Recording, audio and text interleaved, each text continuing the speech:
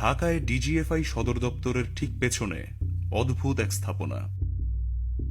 Rapid action ব্যাটালিয়নের ওপর মার্কিন নিষেধাজ্ঞা আরোপের কয়েকদিন আগেই এই স্থাপনাটি ত্রিপোলের ছাউনি দিয়ে ঢেকে ফেলা হয়। বাংলাদেশে বলপূর্বক অন্তর্ধান বা গুমের শিকার ব্যক্তিদের কোথায় আটক রাখা হয়? এই প্রশ্নের উত্তর খুঁজতে গিয়েই আমরা আয়নাঘর নামক এই গোপন কারাগারটির সন্ধান পাই। আয়নাঘরের বর্ণনা দিতে গিয়ে হাসিনুর রহমান বলছেন, এখানে 2টি সেকশন আছে, 10টি রুমের নতুন সেকশন এবং 16টি রুমের পুরনো সেকশন।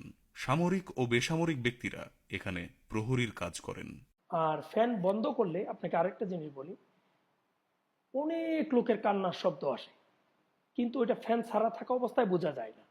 ফ্যানটা বন্ধ করলে কান্নার শব্দ শুনতে পাই।